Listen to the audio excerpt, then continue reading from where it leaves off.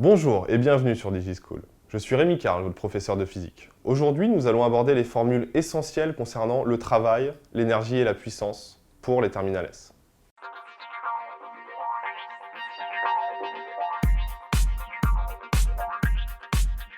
D'abord, le travail. Le travail, c'est une grandeur calculée qui va dépendre de la force et de la trajectoire. Nous allons voir ça tranquillement. Imaginons que ma voiture est en panne et que je la pousse avec une force grand F comme ceci.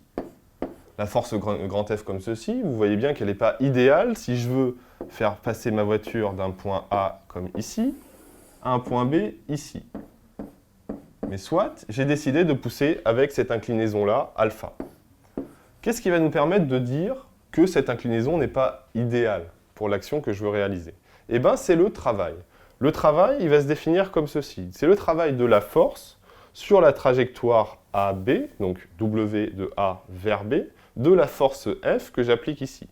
Et elle va se définir comme étant le produit scalaire entre la force grand F et le vecteur AB qui définit la trajectoire que va suivre ma voiture. Ce produit scalaire va être défini comme le produit des normes des vecteurs qu'on va appeler grand F pour la force et petit d pour le vecteur AB. Donc petit d, ça sera cette distance-là, fois le cosinus de l'angle, qui correspond en gros à la définition du produit scalaire. Plusieurs cas maintenant. Si j'imagine dans un premier temps de pousser à la perpendiculaire de ma direction, ici, que va me donner le calcul du travail?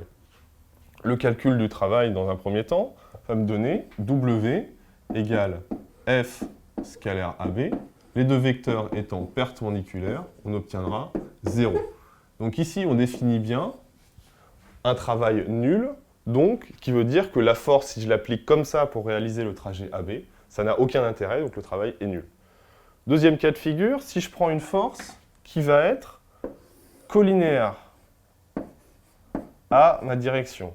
Ici, je vais avoir un travail qui va être égal à F scalaire AB, encore une fois, et qui va être égal à F fois D, fois le cosinus de 0, qui vaut 1. Donc, ça sera notre travail maximum. Ce qui veut dire que ici est positif. Ce qui veut dire ici qu'on a affaire à un travail dit moteur, que ma force va bien dans le même sens que mon déplacement, donc que mon travail est bien, enfin que ma force est bien utile au déplacement. Et ici maximum parce que c'est la manière la plus optimisée de pousser ma voiture pour aller d'un point A à un point B. Dernier cas de figure maintenant, si on prend une force qui ferait un angle supérieur à pi sur 2 par rapport à ma trajectoire AB, à mon vecteur AB.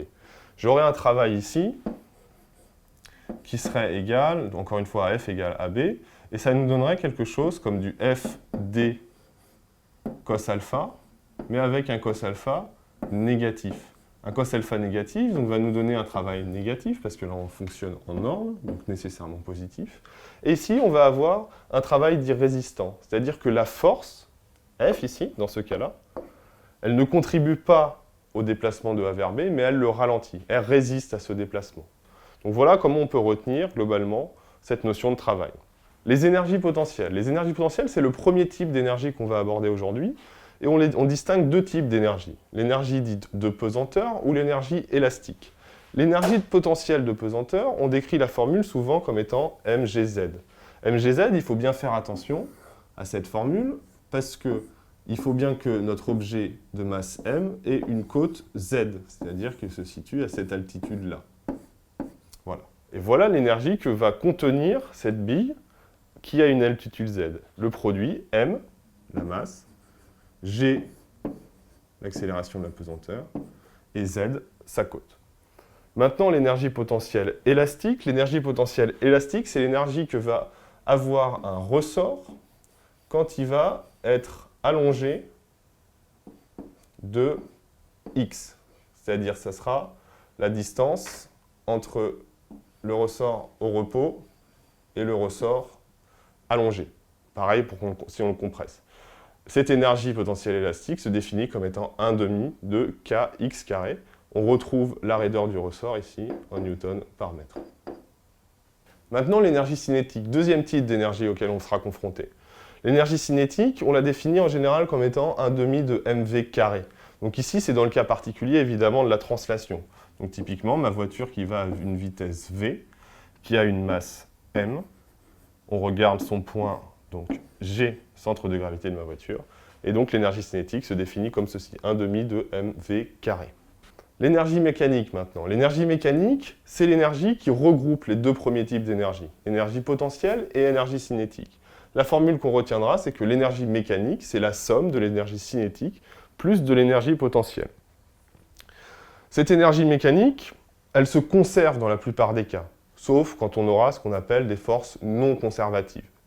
Et donc, quand cette énergie mécanique se conserve, on utilise cette loi qu'on appelle théorème de l'énergie mécanique, delta EM égale 0. Donc pas de variation entre un état initial et un état final pour l'énergie mécanique. Si on prend l'exemple des grands 8, on va pouvoir par exemple prendre 2 points ici. 2 points en haut où mon wagon aura une vitesse nulle mais une énergie potentielle non nulle. Donc on va l'écrire. Énergie cinétique nulle, énergie potentielle non nulle. Donc ça c'est le départ de mon wagon sur mon grand 8. Et à l'arrivée, on va avoir, il suffit que je pose un 0 d'altitude ici, une énergie cinétique non nulle et une énergie potentielle nulle. Comment je comprends le fait que ici j'ai une énergie cinétique nulle et une énergie potentielle non nulle et que c'est l'inverse à la fin? On a dit que le théorème de l'énergie mécanique nous dit que l'énergie potentielle, mécanique au cours du temps va rester constante. Donc mon énergie mécanique ici va rester constante à une certaine valeur.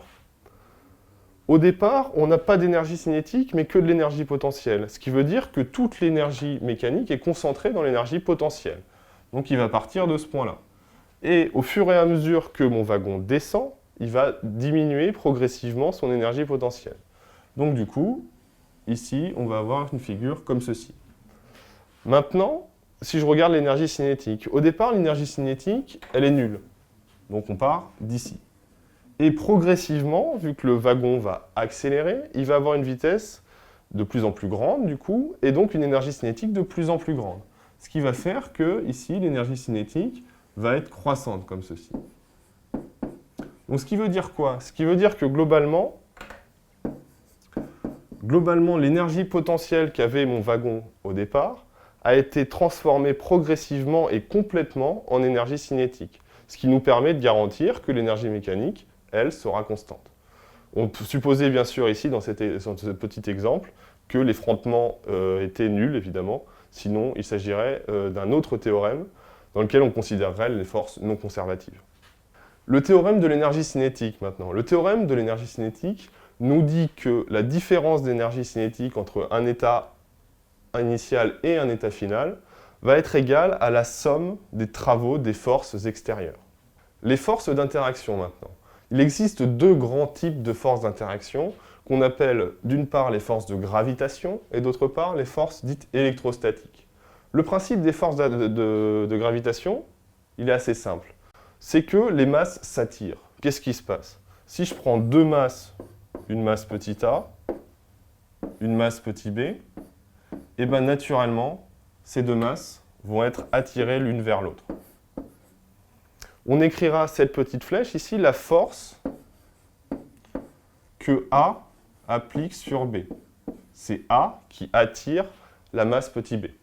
C'est ce qui se passe typiquement, actuellement, entre le centre de la Terre et nous-mêmes. Pourquoi on tient debout sur la Terre et qu'on ne s'envole pas? C'est bien que la masse de la Terre nous attire par gravitation, et donc notre centre de gravité est attiré vers le centre de la Terre. Cette force de gravitation, comment elle s'exprime? Elle s'exprime donc comme étant F de A sur B, comme étant la constante G, constante de gravitation, fois le produit des masses petit ma, petit mb, sur AB carré. Donc c'est-à-dire que c'est proportionnel à la masse A, à la masse B, et inversement proportionnel au carré de la distance qui les sépare. Et tout ceci selon le vecteur UAB, donc qui est le vecteur unitaire qui va de A vers B. Pour l'électrostatique maintenant, c'est relativement analogue les deux concepts. Sauf que pour l'électrostatique, on n'est pas tout le temps dans l'attraction. On peut être dans l'attraction ou la répulsion. L'attraction se passe uniquement dans le cas où les charges ont un signe opposé, plus, moins, plus. Et la répulsion, elle, se trouvera dans le cas où les charges ont le même signe, plus plus ou moins moins. Donc ici, on prend deux charges, une qu'on appelle QA, une autre qu'on appelle QB. Suivant leur signe, elles vont soit s'attirer, soit se repousser. Simplement pour l'exemple, je vais mettre une force, on va dire, allez, de répulsion, ici, qu'on écrira F de A sur B, avec une flèche ou avec un slash, hein, qui nous donnera en fait l'effet de la charge A sur la charge B. F de A sur B, ça sera défini comme étant une constante K, fois le produit des charges QA fois QB, sur la distance aussi, au carré, AB carré, fois le vecteur UAB, donc vecteur unitaire qui va de A vers B. Voilà, c'est terminé pour aujourd'hui, en espérant que ce cours vous aura été utile. N'hésitez pas à consulter sur notre site internet les fiches de cours ou les vidéos qui traitent de ce sujet également. À bientôt sur DigiSchool.